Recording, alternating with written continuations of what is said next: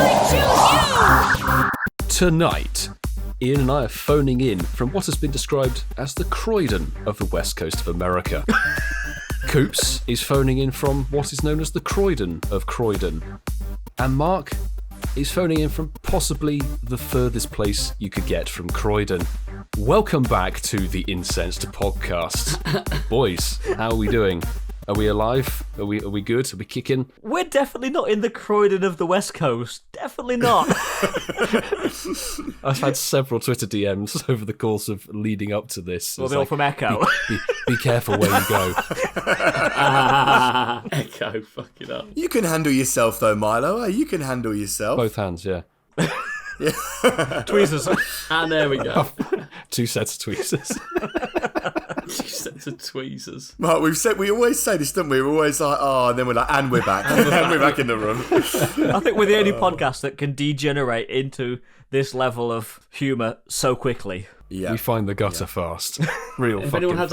if anyone had the sweepstake 1 minute and 12 seconds before we hit the gutter, you win tonight. Well, Milo, you've got the soundboard. What would Coops find in 12 seconds flat? Can have a big black hole. As if we're still using this shit 8 weeks on or however long it's been. So anyway, Milo, how are you? How's the jet lag? I think it's all right. Not too shabby. We're definitely here on the live recording. Yes, we definitely didn't record this 4 weeks ago. No. I am not sat in my front room. Actually, no, I'm not going. So Yeah, you're in Croydon. You are, you are in Croydon. That was 100% accurate. You are phoning it in from Croydon. It's 100% accurate. Yeah. But good that we're all A-OK. And we can get into the usual shenanigans of the show. Ladies and gentlemen, it's time. Milo, that was like Hold a on. shenanigans of the show. That was like a tongue twister. that's like Waylords. I like We've gone Waylords. We have now, haven't actually, yeah, they say shenanigans. They say We've got shenanigans. Waylords, It yeah. has a good ring to it. A good ring. Thanks, Rich, for letting us use your ring. Is that what you're saying? What the fuck? Anyway, back to the point. It is time, ladies and gentlemen, to pop an incense. Pop an incense inside me. And of course, let us know if you grab something awesome while listening to this episode. Tag us on Twitter at Incense Podcast or DM us via Instagram or go through the email incensepodcast at, what is it? Yahoo.com. Yahoo.com. Thanks, Ian. Not familiar with this weird Clarify the email address. functionality. Clarify the email address. You can tell Milo's like not from the generation where we used emails. Like, oh, just DM us. Just DM us. But on the note of clarifying things, Pop an email inside me. Sorry to go off track, boys, but it's funny you should say that. Like, there was a guy, I was asked, I said to him, can you message your mate? And he goes, so that was it. I go, I messaged him. I said, well, can you give him a call? He goes, I ain't got his number. I go, but you've just messaged him. He went, oh no, I was on Snapchat. I was like, Jesus Christ. At the risk of sounding even older than I am, can you not call somebody from Snapchat? You can from like Messenger and WhatsApp. Yes, and... I don't know, I don't have it. I had it when I was like 18, sending dick pics to everyone. But apart from that, 6 inches long or 6 seconds long? I can't remember how the Snapchat work. Is it? jokes. No, I've actually never had Snapchat in my life. Have I've you never lot had got it. it? I used it when I was like 12 or wherever it was, or ages I never ago. understood the point, but I never understood the point of it because I quite like keeping messages and like looking back at old memories and Yeah. media and like sharing funny videos. Yeah. Like, it disappears on Snapchat, didn't it? It I used never to. understood the whole I think point now of it. it's like more of a standard messaging thing, Okay, which is weird. okay. Anyway, back to the point, Sorry, guys. Clarify the spelling, you twat. which is SHINIESOFTHEWEEK. That's the hashtag to use if you get something of the sparkly variety. But we're not going to go into our usual patter. I'm actually going to throw it over to the casual from Croydon for the first game of tonight's show. And that game is Chasing the tail, chasing the tail, tail to chase, it's chasing the tail. I can't really believe that I'm saying this right. I actually quite like hosting games now, you know. I genuinely do. I know that's like, you know, quite a rarity for me It's to my say. favourite I segment. actually quite... Not going to go as far as that. But welcome back to Chasing the Tail. I feel like I literally hosted this yesterday. Feels very bizarre.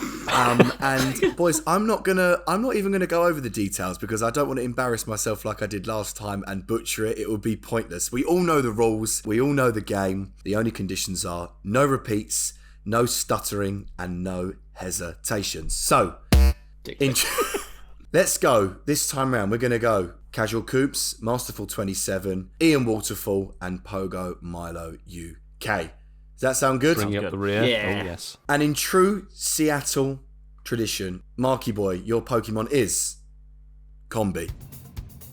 What do you say? Combi. Combi. Right. Eevee. Esper.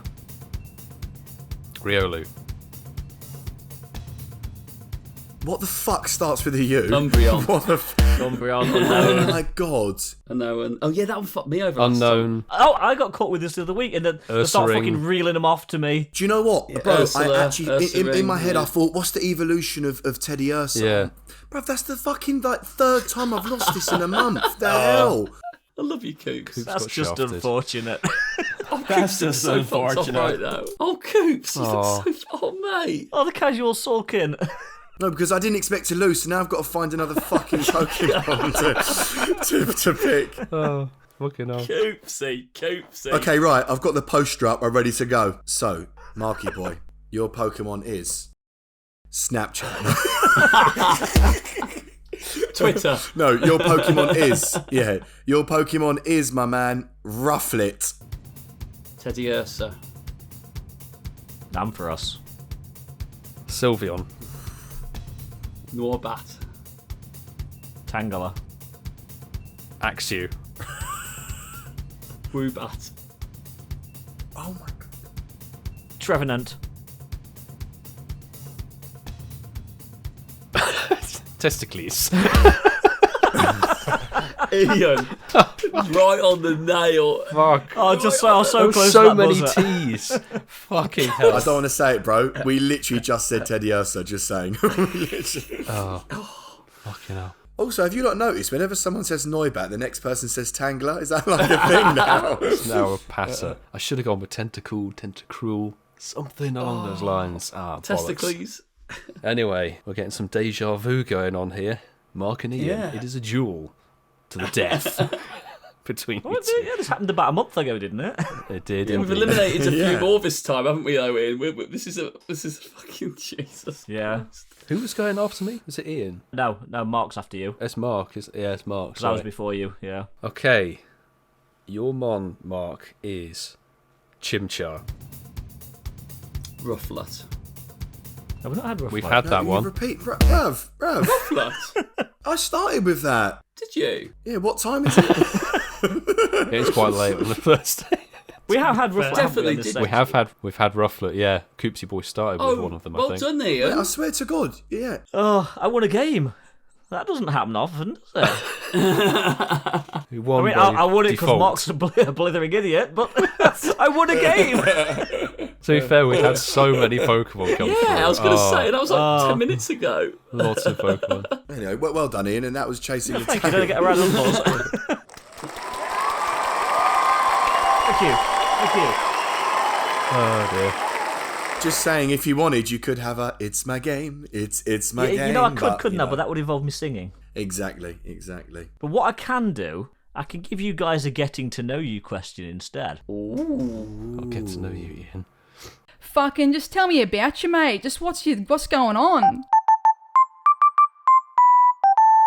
My question to you tonight is a very, very simple one. When you hear the name Seattle, what do you think about? I think about the scene from Austin Powers and Dr. Evil on the Starbucks tower. The Space Needle. That's what I was thinking. It's like the evil Starbucks Corporation. I think the first one was here in Seattle, wasn't it? Yeah, I think that was the second movie. That was the second movie with the intro. The Spy Who Shagged Me. Yeah, that one. And I don't want to be that guy, but I worked with friends a few years ago, and they were both lived in Seattle, and that spaceship and that spaceship tower. And I don't want to be boring, but genuinely, whenever I think of Seattle, I think of the Space Needle sewing tower thingy, whatever it is. Yeah. Iconic. This is the city sort of emblem. Iconic, indeed, Ian. What about you, Masterful 27? I don't know really Seattle at all, so I've got nothing to sort of say Say about Space Needle as well. But if it's not even that impressive, it's just a big tall So pointy. it's basically say Nirvana. Did you like grunge when you was younger? It's not that impressive. Well, Not that no, impressive. Nirvana, no. Is Seattle really Closest. like? Is Seattle like a bit of a shitty place on the West Coast? Is it a bit like rundown? We'll tell you when we get home. I don't think it is. We've been told Because that, I've heard certain from a parts few of the people say city- it's a bit. Yeah. Exactly that. It's sort of like some bits are a bit like you want to kind of avoid. The Space Needle's a maybe. bit like this. It's like the monorail in The Simpsons, isn't it? The Space Needle in Seattle. It's a bit like it was there with a lot of promise, but it's just a rundown pointy tower thing, isn't it? Now It's a pointy thing.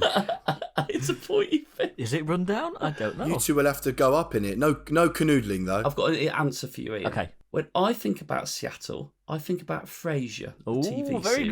good. Yeah. Oh, Dr. Kelsey Grammer, Frasier, Niles, his brother, very good show. And I just remember the beginning of Frasier with a little. Yeah, with the skyline. Yeah. That's it, mate. Yeah. So yeah, Frasier. Cool. They're answers I was expecting, and Just like the skyline on our Seattle. just like on the Incensed podcast t-shirts that merch. we're wearing. Yeah. What about you, Ian? Well, everything that the three of you have said, I agree with. They come immediately to mind. But for me, I can't repeat what you guys have said, so I'm going to have to go with the fish market, Pike Place. And basically, it's the coolest thing you'll ever see. Hopefully by now Milo will have seen it, but you literally go in... actually... Milo might get killed if one of these fish actually hit him since he's allergic to fish, but it's like a fish market. You order fish and they literally just throw them around from like stall to stall. Yeah, I'm not going there. I was going to say, you don't be there. trying to kill Milo off. Milo gets a salmon in the face and like dies immediately. Fatal attack. How did he die? sounds like- He got a fish in the face. Yeah, it seems a little bit more hardcore than Borough Market, doesn't it, in London? yeah. It seems like extreme, doesn't it? This extreme fish passing, doesn't it? It feels Yeah, like. seriously. Oh, what a it- salmon! it Oh, they've got them looks down so there. cool. Look at that. Oh wow! Could you imagine that though, Milo, on your death certificate, killed by a Magikarp? Could you imagine? Super effective move on Milo. It was super effective against Milo. Splash. What is it? Struggle in it. Is it struggle? It's I'm move. struggling. Yeah. Struggling on the floor. Yeah, no, that is a death certificate you definitely do not want to see. But yeah, I mean Be that's hysterical. my initial thoughts. But there are other things that come to mind. There's obviously that's the home of Starbucks. That's where Starbucks started, as Milo alluded. Was it really? Yeah, they're from Seattle. God, someone's been on Google to impress the listeners. Actually, hasn't funny he? enough, I haven't. I already know this shit. Because you're But in yeah, Seattle. Before Ian, have you been? Ian, when did you last go then to Seattle? I've never been to Seattle. This will be my first time in the Northwest. No, you're saying Oh, we're so in you've seen the Seattle. fish thing on No, the that's what I'm saying. internet. This is Oh, my you- first time. I've never This been. is my first time before round. this time. Yeah, exactly. That's what I mean. Oh, cool. I hope the fish market still exists, Ian. 'cause It that'd be does still really bad exist. then, Yeah, like- it does still exist. Awesome. Yeah. Got to say, mate, to know that's where Starbucks Yeah. originated from. It's quite a random fact to know. So I'll Yeah, give you that's that. why I'll give you that. I'm Starbucks' impressed. signature blend is called the Pike Place Roast. You go from a cup of coffee to a blowy. Well, it's we never know, mate. With all this trivia, there might be a pub quiz later on in the show. You Who knows? know what? Who knows? I think there might be, Marky Boy. It's my favourite segment. So yeah, you do that, Mark. You scribble down a few ideas. We'll have a pub quiz in a bit. But Coops, Hello. good news. What? What? You said that you wanted another letter. Now, Simon hasn't messaged us back. Don't worry too much. Oh, thank God. I did say I weren't reading it again. But Coops, I think you've got a letter to the hosts. Hold on, mate. I think I've. It's literally just arrived to me right now.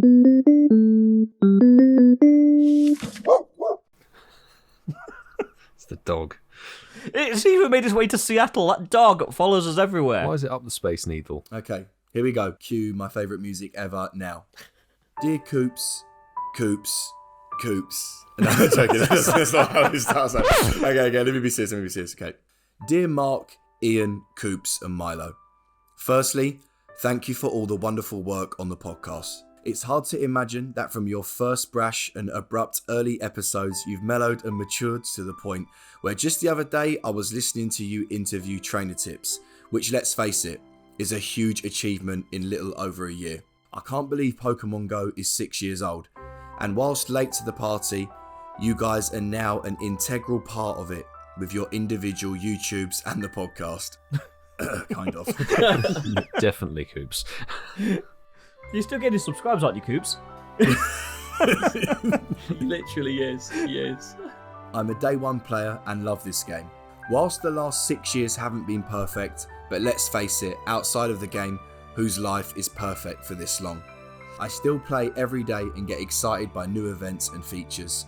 Sadly, living outside of Europe, I miss the Safari Zone in Spain and GO-Fest in Berlin. Rural boy, I would have loved to have said hey.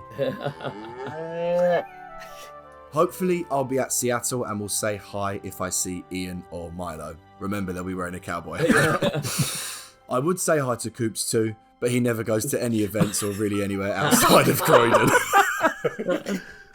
I guess what I'm trying to say is that your podcast has cheered me up when I'm down, makes me laugh, and you all seem like genuine people. Every week I look forward to the next episode, and I can't believe that you've never taken a week off either. Cough, cough. Wish I could say that of other podcasts. Oh, God. Anyway, Savage. a bit of shade there, wasn't it? Yeah. Commitment. Shots fired. Commitment recognised. And the end was, anyway, keep up the good work, boys. From Danny. Oh, Danny, thank you very Cheers, much, Danny. bro. Thank you.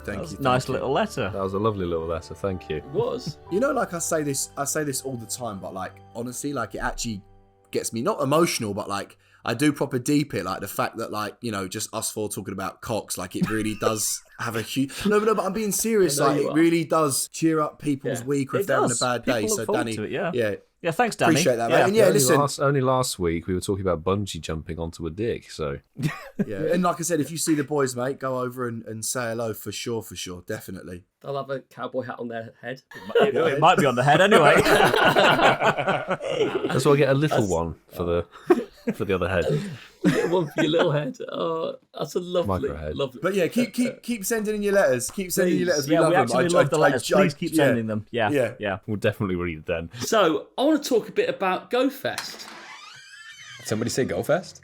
Well, if we're talking about GO-Fest, we've got the perfect person here. We've got Billy. Billy, welcome. Welcome. What's going to on? Trainer club in the house. Let's go. I feel like I actually like know you guys. Like the last time we've done podcasts, like it's, you know, it hasn't been as personable as this one's going to be. Well, this is like the third time, and then we hung out in Spain. Mm-hmm. And of course, you and Mark in Berlin. Mm-hmm. Yeah, And then you in Seattle, Ian and Milo. We'll be in Seattle with Billy right now. As we're speaking, we're in Seattle. Yeah, we didn't record this 3 weeks ago. No. What did I say? Currently on the Space Needle right top now. Yeah. That's the Incensed budget.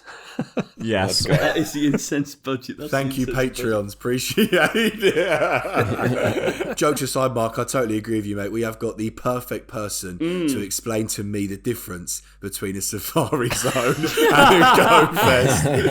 Hey, we'll throw global in there too, and we'll do it all. Trifecta. Yes, let's do it. Let's do it. Yes. So we're in GO-Fest season. I think we've all sort of we talked about it in the past, but I think for this special episode, I think it'd be nice to sort of like you know, we didn't speak to you about it, Billy, and then we'll sort of share our experiences. But talk to us about your first in real life GO-Fest. You know, I mean, we've moved on a long way now. What, 6 years since the game has been around? Mm-hmm. You know, you've played a lot of the events, if not all of them. Mm-hmm. Can you remember your first GO-Fest, Billy? What were your thoughts when it was announced this game appeared? All right, so my GO-Fest experience, man. So I was at the first GO-Fest ever, not as a content creator, just as a player. I had no concept of what content creation was. I like briefly saw, you know, Mystic 7 up on the stage, and I had no idea what that even was. I was just there to play Pokemon Go, straight up. So it was, I mean, it was an awesome time. They had network errors, but to me, that was like one of my favorite things that ever happened, because then they took what was confined to a park area, which at that time was a little bit smaller of a park area, and then they brought it to the entire city. So it like felt like what if I were to have an event and be at a GO-Fest, that's like what it would be to me. So I would be out there in the park doing my thing, and then I could go into the city and come back to the park and kind of mix that up. And that's kind of like flash forward to like right now, before we go into the other experiences, that's kind of like maybe what they're trying to replicate for Seattle, being that you can be in the park and the city, and you can experience both of those different terrains at the same time. So True. Sure, yeah. It's quite a nice mechanic, isn't it, having half the day in the park, half the day to roam around the city. yeah, for sure. Because sometimes, you know, like even you guys see in Sevilla and other GO-Fest experiences and safari zones, which we'll get into, is that how many times can you walk around one park with it out becoming redundant, right? After the fourth hour, you're like, Oh God! I got many 4 more hours around this Yes. same park, right? Yeah. Like, so there's no like refreshment, I guess you would call it. Yeah, you just mix it up and go the opposite way.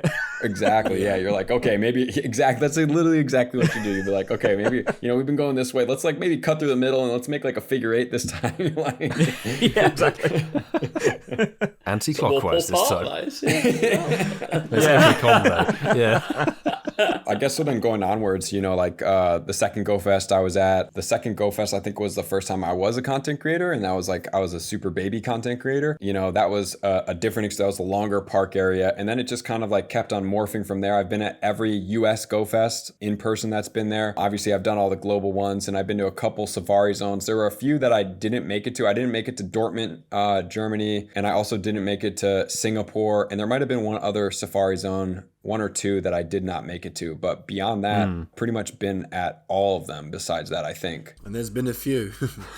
Extensive range of in-person events. But I think that we've talked a little bit in the past about the 2017 OG Go-Fest and how that sort of went down. But the whole concept of an in-person event has sort of built from that over the last 5 years to where we're at now, Seattle Go-Fest, right now. Yeah. Literally this present second.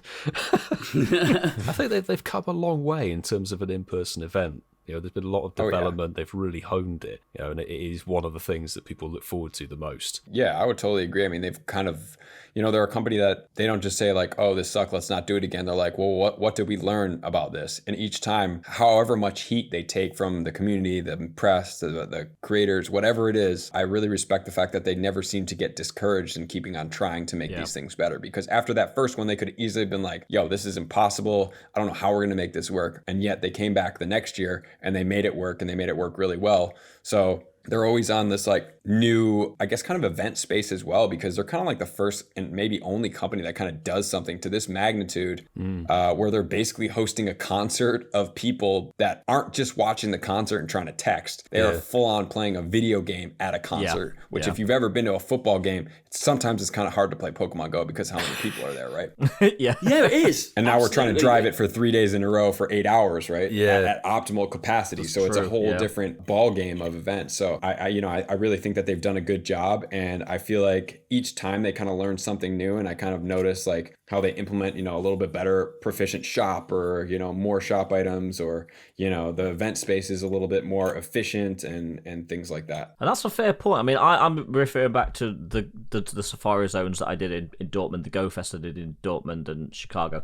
And then you think, I mean, my last one before this would have been the Sevilla Safari Zone, and the actual gameplay element, it was so much more improved. It was stable. There was no network dropout. It was just so much better. So you can actually see that they are putting a lot of effort into getting these events right. And I mean, if this weekend is half as good as that I'm expecting, it's going to be fucking insane. You mean it was fucking insane? Well, it was for us. I mean, there's still people playing today. This is very true. Boys, what about our Go-Fest sort of experiences? Coops, do you remember the difference? No, I don't. Billy, do you want to clarify the difference between the Safari Zone and the Go-Fest for Coops? Yeah, absolutely. And I'll also clarify the global as well. So let's start with the Safari Zone, because that's kind of like the basic event. So Safari Zone is like the preemptive Go-Fest. It's like the in-between Go-Fest. Like Go-Fest, think of it kind of like the Super Bowl trio event, right? They're like the Super Bowl. And then the Safari Zones are kind of like the, the standard season games. So the Safari Zone is going to have usually a regional there. It'll have a new shiny.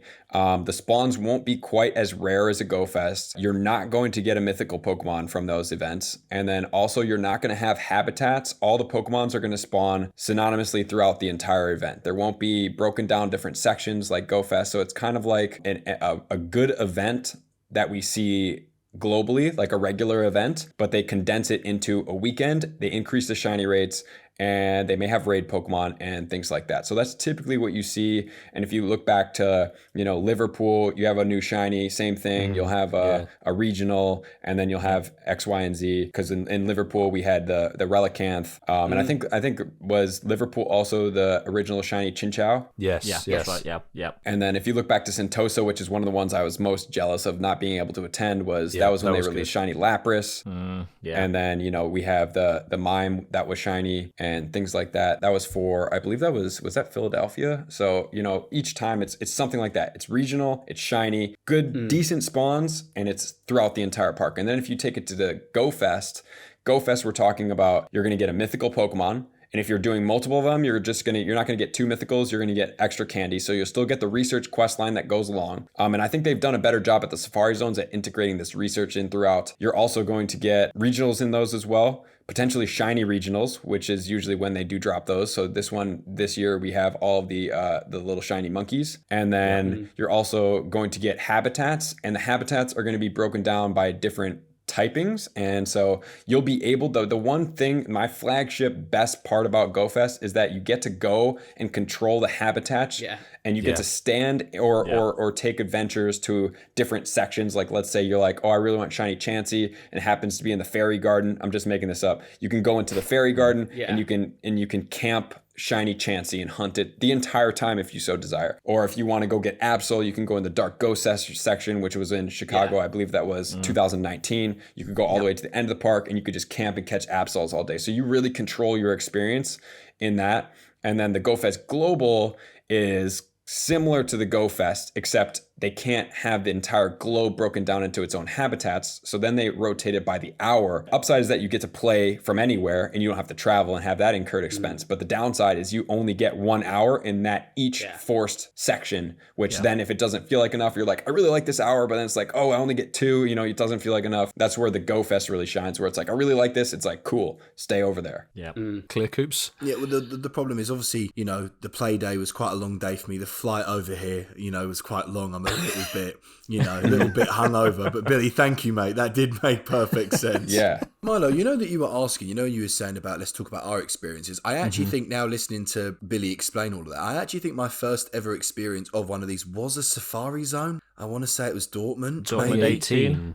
Yeah, maybe. Yes. Yeah, I went to one where I feel like Swablu was a spawn, I want to say. Yeah, that was 2018, the Safari Zone. Do you know why? Do you know how I know? Because there was football on, so it would have been 2018. Oh yeah, because literally the park was right by Cup. Dortmund Stadium. Yes. Yeah. Was it? No. Was it the World Cup? Yeah, it would have been. Yeah, it would have been. Because it's the World Cup's in 22 this year. So 18 was the World Cup, it was the World Cup. Because I remember when the signal went down in I remember this. When the signal went down, the whole game just died for about 4 hours. We went into a bar. We watched the World Cup. We watched the game that was on. Yeah, I remember. You had Roselia, didn't you? Correct, Roselia. correct. Yeah, that was it. And That's Swablu right. was there. Yeah, that Swablu was a yeah. fish one. Yep. Yeah. And then Corsola was a regional, of course. Not Yes, shiny. yes, correct. And little did we know, a few years later it would learn weatherball at Community Day. But yeah, that is right. Yeah. But anyway, sorry, Milo, to answer your question, mate, I loved it. You know, and the thing is, right, forget the Pokemon Go aspect for a second. I think the fact, like, and I know we've briefly spoke about this before on the podcast, but like, especially like now, you know, when you meet other creators, you meet friends, you're on WhatsApp chats and Telegram chats and Discord chats of people that you actually become really connected with, but you've never met them. These are amazing opportunities, for you to actually meet and bond with these people in real life. Because like Billy said, you know, for example, like you said earlier, mate, you came on the podcast with us. We was technically strangers with us, and then we met you a month, 2 months later it would have been, and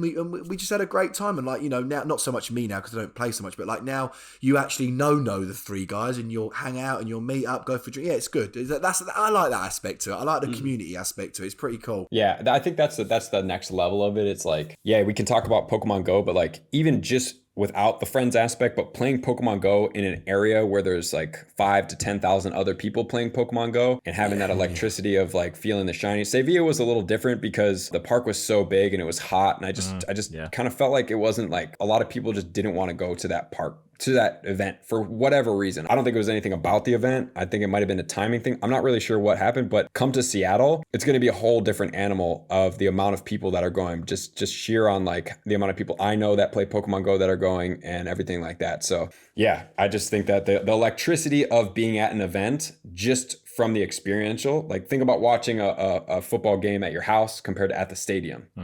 Right? Like you may get a different view and it may be chiller at your home, but like there's electricity in the air of when something happens at an event. And you know what? When you sort of said it's like the Super Bowl, everybody can relate to that, because whether you're American or not, everybody knows the Super Bowl. It's the most watched TV show around the world. Yeah. And GO-Fest is that for us. And typically the actual like Super Bowl is the American one. That's really like the GO-Fest because I didn't go to Dortmund that year, which I heard was pretty good. But I went to Yokohama, which I thought would have been like the slam dunk one. But Chicago's was way better than Yokohama's. Oh, Grant Park was amazing in 19. It was really, truly 19 amazing. Grant Park was like one of the best experiences. Yeah. So Billy, sorry mate, because you're talking about all these experiences, and I know this is going to be a really tough question, and I feel like you know what I'm going to ask you. What out of all of these events that you've gone to, Safari Zone, Go-Fests, what would you say is since you've started playing the game, what would you say the best one gameplay wise, not experience, not park, like actual spawns, legendary raids, shinies? What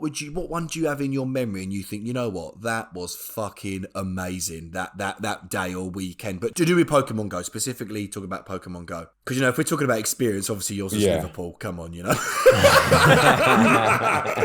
I would probably just say Chicago of 2019, just because of the way the park was set up, the spawns. You had like Absol, Machop was there. There was the Lika Abra. You had that for about 20 minutes.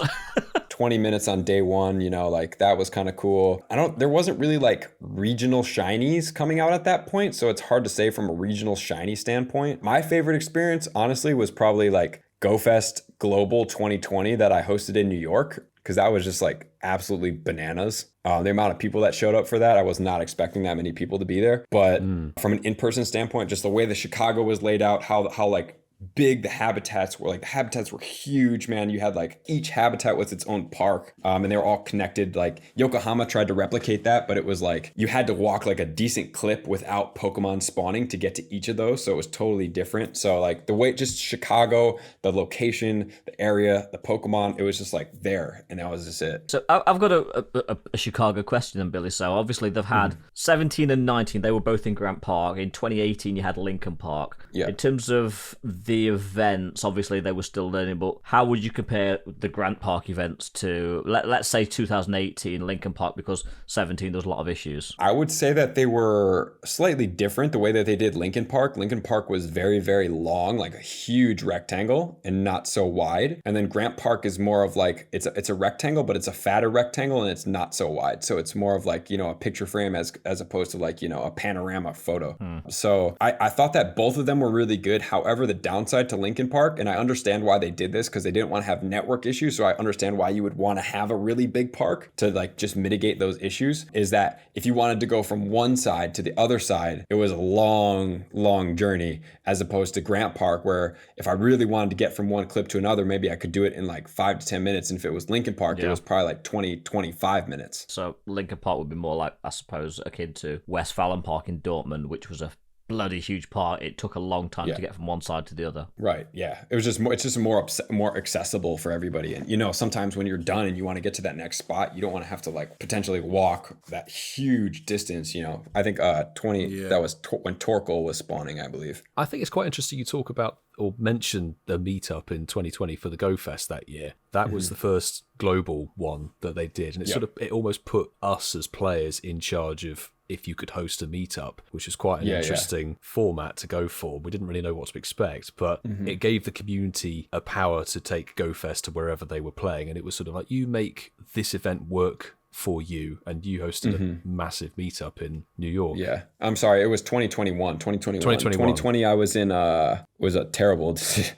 I went and did it in Disney World, and that was, I believe it was in July, dude. Like, it was legit so hot there that like, dude, I was like on the brink of passing out on my live stream. So I was like in the corner in Starbucks, like just trying to get some air, because I was just like so Can I have a refresher? Like, that was Disney Springs, wasn't it? I think JT mentioned that in the past. Yeah. Yeah, Disney Springs, that was rough, but that was toasty. I mean, the gameplay was cool, like the event was cool, but like 2021 in New York, we had it at Central Park in this like iconic, right by this, I think it's called the Triumph statue, like right in the corner of Central Park, like right where they filmed Home Alone, and the hotel at Home Alone is like, it's like right there. And like I was expecting like, I don't know, maybe like 100 people to show up, and like I swear they're like over the 2 days there's probably at least like 700 people, like 350, 400. Like a cop whose wife like really follows me, they came and he's like, if you guys need an escort, just like let me know. And I was like, geez, like, this is kind of serious. Yeah, it got to the part where it was like, this is like a different level. Like, it's one thing when you're like walking with like 40 people and you can kind of see everybody, but when you look behind you and there's like this massive trail and you can't see the end, you're just like, wow, I'm responsible for all these people, and like and that first day where the weather was like, it literally did all seasons except snow in one day. It was like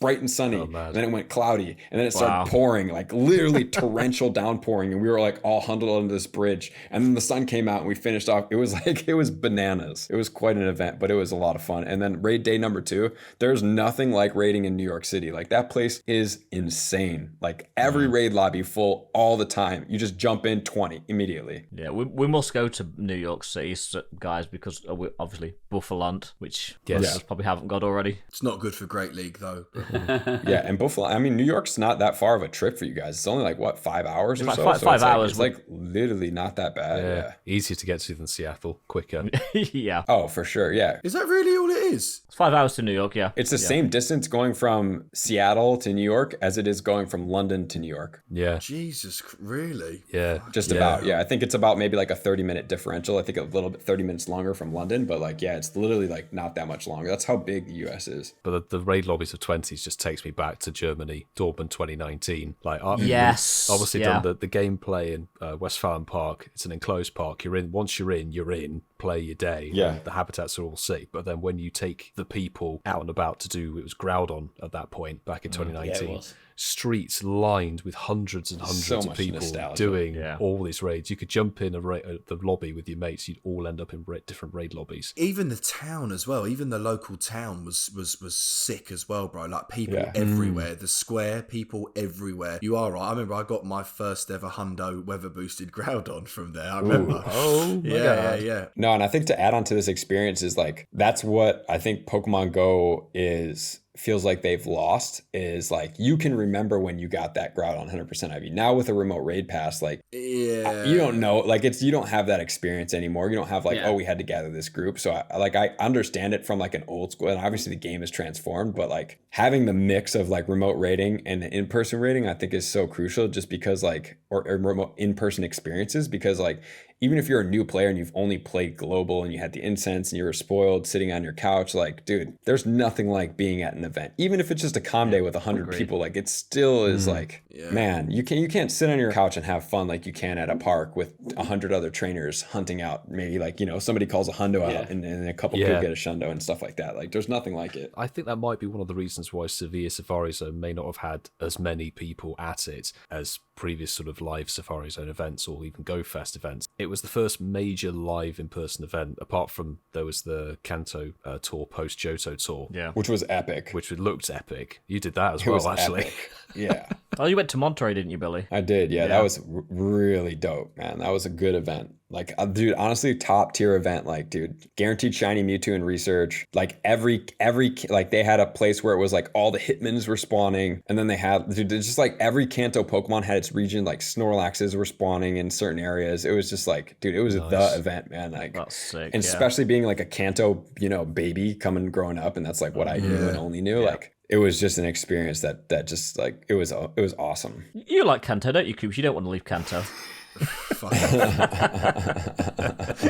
So Marky boy, so what about you then, bro? Speaking of Kanto, I know that you're a Sinnoh type man, but what's your sort of favorite experience of going away? I think this was Berlin, Seville was your first ever safari. I don't know. Over to you. Talk to me. Yeah, I mean, I've done a couple of safari zones away. So Liverpool, even though it was in the UK, was still Liverpool, and Seville, where we all met in May earlier this year. For Go-Fest, I did Dortmund in 19. That was my first in-life real experience. Is that when you met Ian for the first time, wasn't it? That's when me and Ian met each other for the first time, yeah. And there was some crazy ginger bloke running around. Which, fast forward to that, it was you, I believe. Yeah, maybe. He was in a dressing gown then as well. Yeah, maybe. He was in a dressing gown then. But no, I mean, Billy, you hit the nail on the head then, mate. And like, I look back at my vlogs that I filmed in Dortmund, and I just love the backdrop noise of hundreds, thousands of trainers around you, all having their own moments of joy. And like, you're in there, and like you said, it's like, I need that, Geo, dude. Sorry, Milo, that brings back sore memories. Don't. You miss Geodude. But you go and you hunt down, you have your own adventure. So when I saw you in Berlin, mate, we saw that and people having those journeys, Yeah. That's what I loved about Dortmund. Like you can stake out somewhere, really go for it. Yeah. And you have your personal wins, don't you? And I found very much that we went as a group and we all went off and had our own adventures and kept meeting up at various points because everyone respects that everyone's got their own wants out of it as well. And it just, you get lost in it, don't you, as well? And it's... And I think that's what makes it unique. It's like, yo, Coops, I really want to go get this, Panpour shiny, or, Panpours will be throughout the park, but you want like a shiny Larvitar or whatever, and you go to this section, it's like, I'm going to sit over here. Well, I already got 15 of those, I want the Absol, I'm going to go sit over here, or whatever the spawns are of each event, so it's like, and everybody just knows, like, okay, cool, like, you go do that, and then we'll meet up for lunch. Get the shiny. Exactly. But I think we're in that sort of transition of trying to draw people out of the global Go-Fest mindset. This year might have been that pivot point of we've got a global Go-Fest for everybody and we've got the 3 Go-Fest IRL for each region. Yeah, right. Trying to draw people back to those live events, sort of the big hurrah of Pokemon Go every year, really. Yeah. Looking at it, the numbers in Seattle were incredible. We met so many people out there that we've talked to. We've grown these online communities, and these are the first opportunities we've been able to talk and meet in person. Sevilla was a nice intro. Berlin, Seattle, and Sapporo. It's just another level up. Yeah. I really hope that they open the borders for Sapporo, but as of right now, they haven't. So as of to my knowledge, nobody's going. But hopefully that changes. Not unless you go as a giant tourist group or something. Yeah. I thought you were going to say Billy had to disguise himself as a giant then. Wherever you go, unless you go disguise yourself as a giant. No, just go as a tourist group, it'd be far easier. You have to have someone staying with you, don't you, for the whole time you're out there. There's so many. Yeah. You think you can find a way in and then it's like, oh no, okay. It's either that or quarantine for 2 weeks. Oh, it's a shame. Yeah. So, great Go-Fest chat. Now, Billy, somebody that might be listening, never been to a Go-Fest before. What advice would you give them to prepare for their first Go-Fest? Obviously, you have... Man, Billy, I'll be honest, I was really hoping you said, go check out my videos. Go check out my 500 altar balls, 800 great balls, 2,000 red ones. But, honestly, you got to think about the multifaceted effect of what a Go-Fest is. It's not just a Pokemon thing. It's an event. You need, the proper walking shoes all the way down to the potential poncho. You need your snacks. You need, I would say, some type of electrolytes to put in your water, maybe like a Camelback. You want to have the long sleeves and the short sleeves. You want to have the hat just in case it's too sunny, and the sunscreen, right? So that's all the stuff that you would need, including a battery pack. So that's you as a person having some snacks. I think I said that as well, but that's important. Just in case, some days you're just want to grind, you just might want to just have a little bar and a drink all day, right? So that might be a thing. Dude, honestly, 2019 and some of those Go-Fests were so good in some of the spawns that we were trying to get that it was I don't want to stop for 45 minutes because I really want this shiny, and obviously the only way to get that is to encounter more of them, and if I leave the park or whatever that situation is, then I miss out on those spawns. And then the next level is obviously you gotta have your bag ready, your balls as always, and then finally think about what you want for trades and what you're willing to give for trades, because trades are not you don't just ask for things and just get them most of the time. If you're something really rare, you have to be able to bring something to the table. So it's about this whole entire hunter-gatherer shared experiences, and it's and camping in the wilderness all at the same time mushed into one event. So you want something good, you're not going to give them a Bulbasaur, are you? Let's face it. No. You need some leverage, if you're going to try to get a shiny Bo Lapras, dude, you better be bringing some type of other costume rare shiny with it so that you're willing to part ways with to get that. What is it? Birthday cake Pikachu. What is it? What is it? Yeah, that was birthday cake Pikachu. Costume Pikachu. Yeah, for me it's more I at this point in time, there are things that I want, but then when it comes down to the lucky trade, I'm I don't get to do this that often, so I'm I might as well get something that's relevant soon potentially. And then once I get those secured, I have a 98 shiny Mewtwo. It would just really be cool. I got a lot of them to get a Shundo. Obviously I was a lucky Shundo, but and I have 96 IV Rayquazas. I feel it's that 98 lucky that's that feels I've done it, then I'm all right, that's fine. I'm good with, I'm either 100 or 98, and then I'm I'm pretty cool, because I have a 96 Kyogre shiny that I'm Like it's almost do there. better. Like, it just needs one more tick to make me feel better. It doesn't feel matter. that. Like realistically, like if it comes down to it, and the primal comes out, I'm done. So, Billy, you're actually a lot more reasonable than Milo because he got so many 98%. What did I trade you? Kyogre? Shiny Kyogres, yeah. yeah. Dude, 98. Yeah. He got two shiny 98s in one shiny day. lucky 98 Kyogres in the same day. It's like, And he still dude, wasn't satisfied. So close.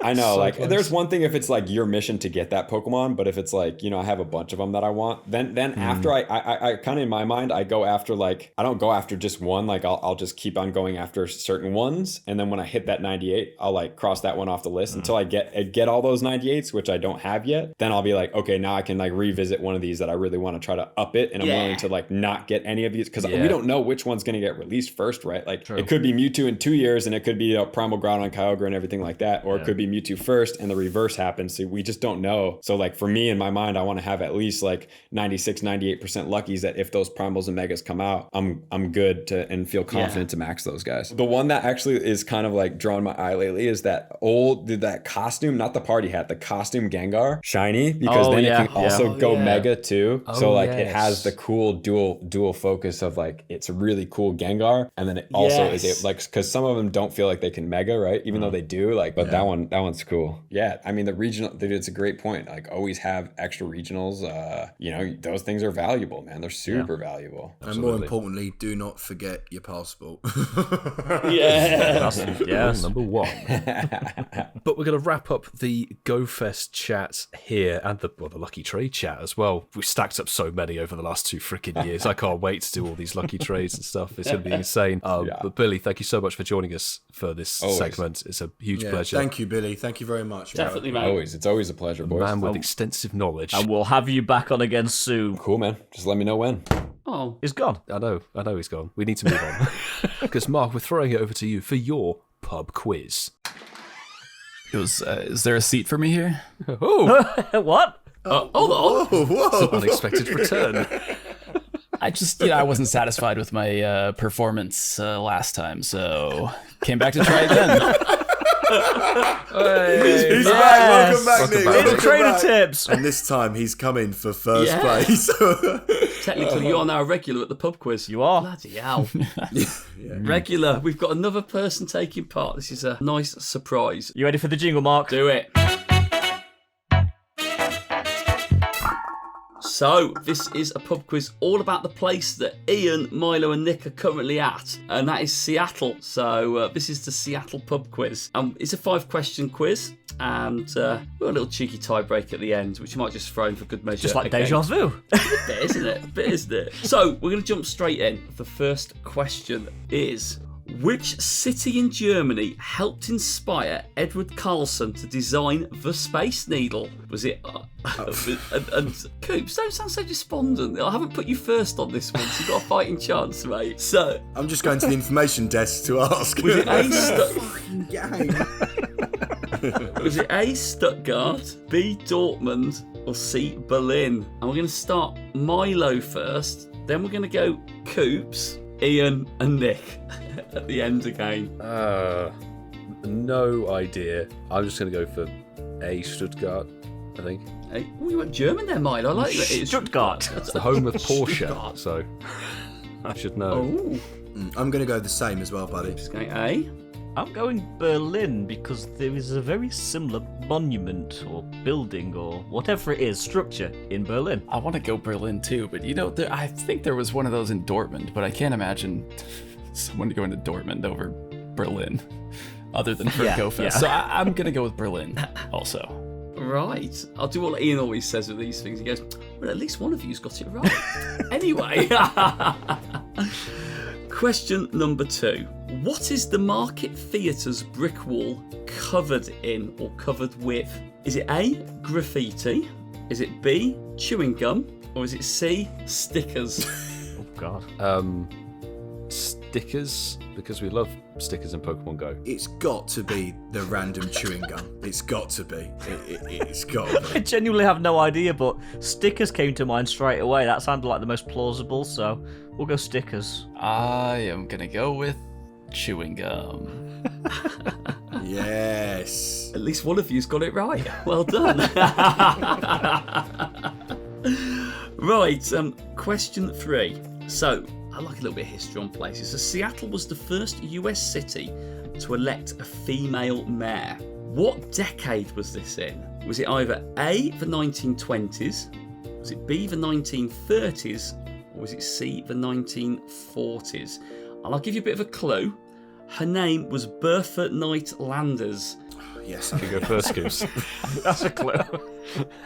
I'll just go in the middle, the 30s, 1930s. I'm going to go the 40s. See? I think the 40s potentially, maybe. Yeah, 40s. Yeah, I think I'm going with the 40s too. Interesting. Right. Question 4. How long is the world's longest floating bridge in Seattle? That is the Governor Albert de Rossellini Bridge. Is it A, 1 mile, B, 1.2 miles, or C, 1.4 miles? Sorry, Nick, do you do it all in kilometres? Is that your kilometres or your miles? Oh, they're miles in the States. Yeah, we're miles. 2 miles, don't they? We're good with the freedom units over here. Go on, Milo, lead it off. I'll just go for a mile. Yeah, I'll go the same. Why not? I'm going to go 1.4. I'm going 1.4 also, because it's the longest, right?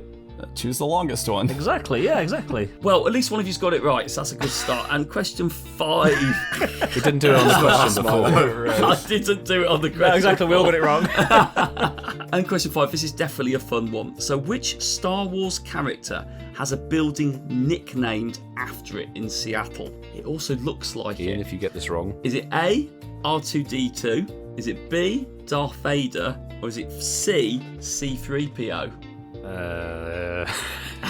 We didn't see that on our tour yesterday, did we? No, it's almost like we haven't been to Seattle yet. I'll go with R2-D2.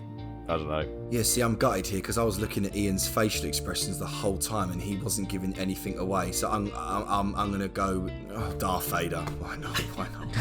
The reason I had no facial expression, I haven't got a fucking clue. R2-D2? Our tour guide yesterday is going to be mortified. Yeah. I want to say R2-D2 looks the most like a building to begin with, but I just have a Darth Vader-y feeling, so I'm going with Darth Vader. Oh, okay. Right. We're going to need a tiebreaker. This is fun, isn't it? So we're going to go for the answers first, though. So the first question was, which city in Germany helped inspire Edward Carlson to design the Space Needle? I know the town you mean in Berlin, Ian, but actually it's Stuttgart, believe it or not. Oh, Stuttgart. Oh, Milo. On a napkin. Drew it on a napkin. Wow. The Stuttgart Tower was the tower that familiarised him, or gave him wow. the inspiration to jot it down on a napkin and take it back to him to see. Yeah, but he saw it in Berlin, didn't he? I'm sure. He must have seen it in Berlin as well. Just remembered from Stuttgart. Yeah, I remember from Stuttgart. Number 2, what is the Market Theatre's brick wall covered with? It is chewing gum. Yeah, oh my god, there's no way I'm winning Why did we this. say No stick way, it in? no way. I don't know. It's such a stupid thing.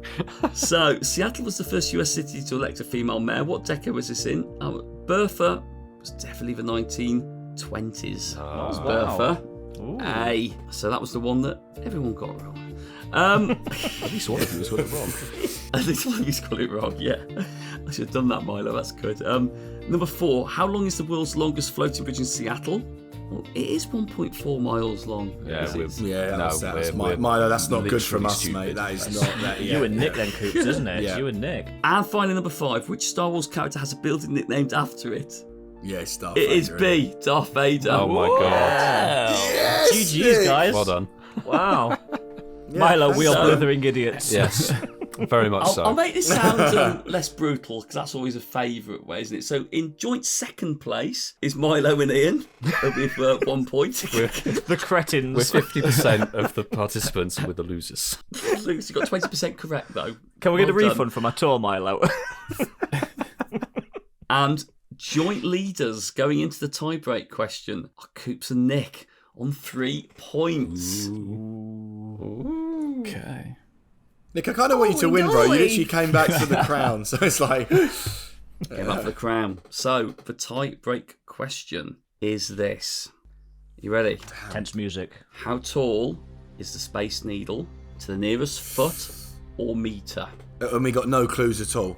I'll give you a clue. It's tall. Measure it in shanks. Okay, go on, Nick. You go first, bro. You go first. Oh, jeez. Yeah, I'm looking I out. feel like Nick keeps your toss for this. Looking out the actually, window yeah. here, we feel pretty high up. Why is it not written on a board behind us?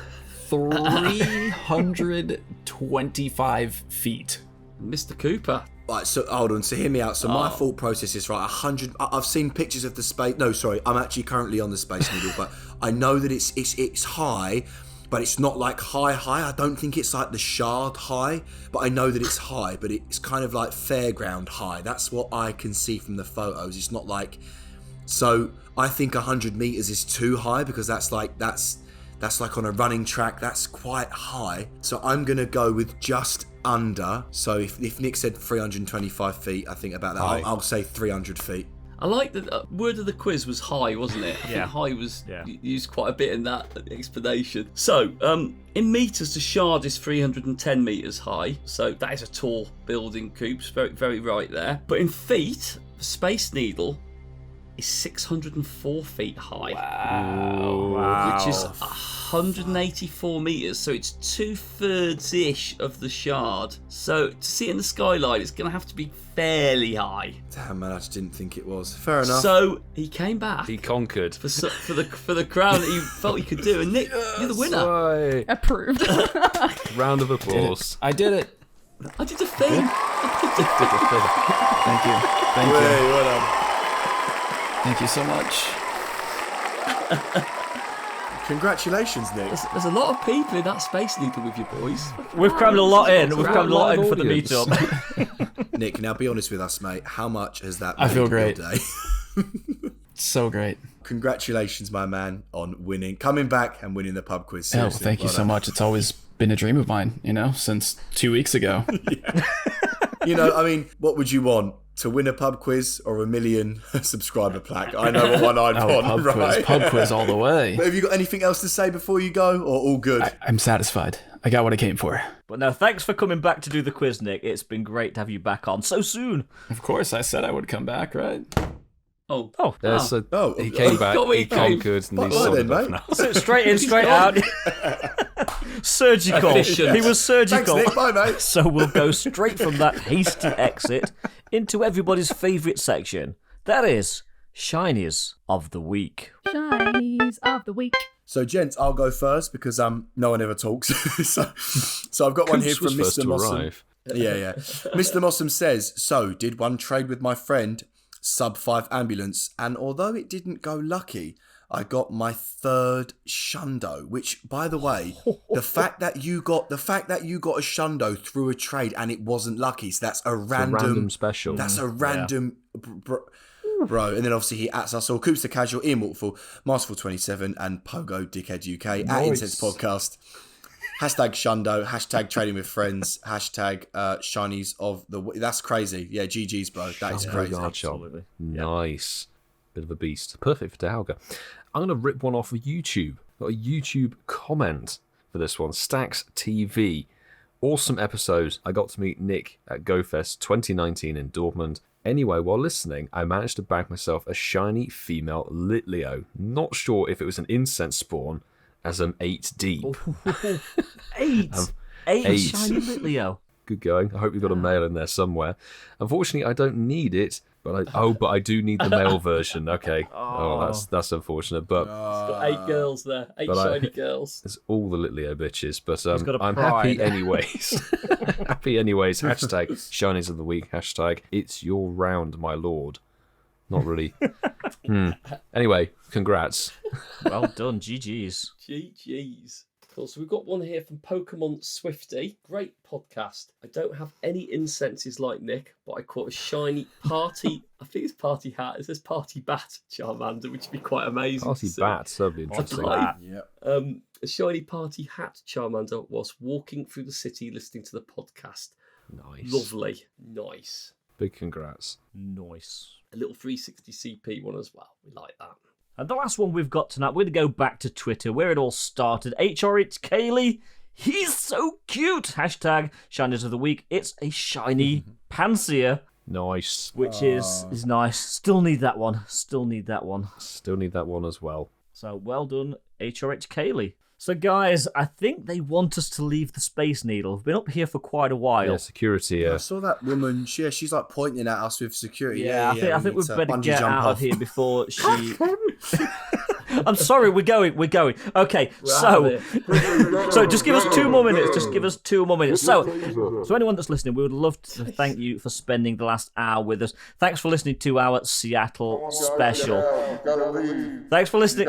Yeah, we're going. Give me a minute. Just give me 1 minute, okay? We've got to finish the show. Yeah, we've got to finish the show. We need to say thank you to our Patreons. Anyone that's on the bronze and silver tiers, thank you so much. Your support really does mean a lot to us. But to any of you that are on the gold tier, and that is HermesNinja, TishSmith, JB, CliffordMert, AgentMLI, Martin2292, DerbyRuss, Kerry and Zachary Young, Connolly, and Dom the Ragnarok. Thank you so much for your support. Your top tier pledges really do help us polish this podcast, and it helps us be places like this. Yep. Without the support that you give us, we couldn't do what we do now. We couldn't have booked out the Space Needle. Exactly. So hit that little follow button on whichever podcast platform you're listening to us on. That way, if you've only been listening to us for the last couple of weeks since Nick was on, you'll get notified when podcast episodes go live. I've told you, they've gone. They've left. They've gone. You said that last week as well, but I'm still living in the hope that they are still here. So that is pretty much going to do it. We need to get out of here before they call security. We'll catch you next week with our Seattle GO-Fest review. And if you have played at GO-Fest this weekend in Seattle, we truly hope that you had a fantastic event. Milo, to the bar. To the bar. And Mark, we can just go and cuddle on the sofa. Okay, bye.